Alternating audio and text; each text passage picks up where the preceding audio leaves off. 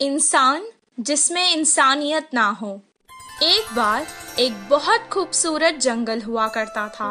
उस जंगल का राजा एक शेर था। वो जंगल के हर जानवर को अपने बच्चों की तरह ही देखता था और इसी तरह सभी जानवर एक साथ मिलजुल कर रहते थे। एक दिन एक हाथी पेड़ से फल तोड़कर खा रही थी और अचानक उसे चक्कर आ गए और वो गिर गई। उसे गिरा हुआ देखकर जंगल के कुछ हाथी वहाँ आ गए और वो उससे उस जंगल के वैद्य के पास ले गए। बंदर वैद्य ने उसे कुछ देर देखा और कहा, इसे कुछ नहीं हुआ है, परेशानी की कोई बात नहीं है, ये माँ बनने वाली है। ये खुशखबरी सुनकर जंगल के सभी जानवर खुशी मनाने लगे। गधे ने हाथी से कहा, अरे वाह, अब बस आराम करना और मेरी तरह भारी चीजें मत उठाना। हिरन ने भी कहा, तुम मेरी तरह कूदा मत करो, आराम से चलो। मंत्री लोमनी ने कहा, मेरी तरह जो मिले वो मत खाना, अच्छा खाना खाओ। कौवे ने कहा, तुम्हें अगर कुछ भी चाहिए तो मुझे आवाज दे देना। ये सब सुनकर राजा ने कहा, हमारे हाथी मित्र की अब हम सबको ही मिलकर देखभाल करनी चाहिए। जंगल के सभी जानवरों का ये स्नेह उसकी तरफ देखकर हाथी को बहुत खुशी हुई। हर कोई उसका ख्याल रखने लगा। उसके पेट से वो बच्चा भी सब देखता था और खुश होता था। एक दिन उस मासूम को प्यास लग रही थी। माँ, मुझे बहुत प्यास लग रही है, पानी पी लो ना। वो जंगल के पास की नदी के पास गई और पानी पीने लगी। पानी पीकर वो खुश हो गई और कहने लगी, माँ, मुझे सारा जंगल दिखाओ ना, मैं देखना चाहता हूँ। तब वो धीरे धीरे चलते हुए उसे सब कुछ दिखाने लगी।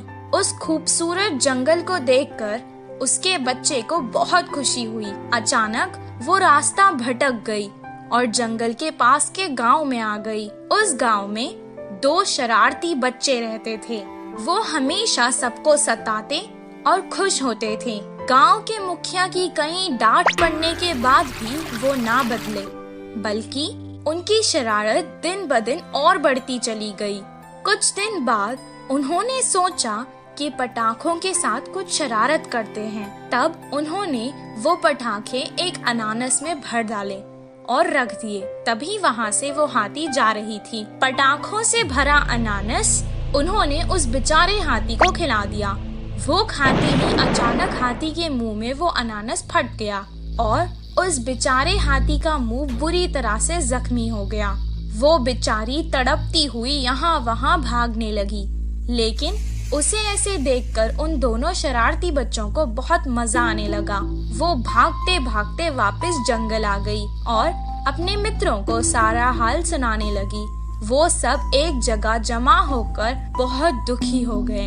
उसे सुनकर बंदर ने कहा, ये बहुत गंभीर समस्या है, इसका इलाज मेरे पास नहीं है। कुछ देर बाद हाथी का बच्चा माँ से कहने लगा, माँ, काफी देर हो चुकी है, मुझे भूख लग रही है, कुछ खाने को दो ना।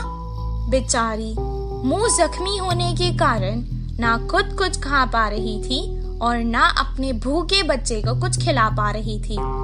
वो वापस नदी में गई और पानी से ही अपने बच्चे की भूख मिटाना चाहती थी। कुछ देर पानी पीने के बाद उसने अपने मासूम बच्चे से रोते हुए कहा, बेटा, मुझे माफ कर देना, मैं तुम्हें इस जालिम दुनिया में नहीं आने दूंगी। इतना कहकर उसने अपनी जान दे दी। हाथी की मृत्यु देखकर जंगल के सभी जानवर दुखी हो गए और उस घटना के बाद कभी कोई उस जंगल से बाहर नहीं गया।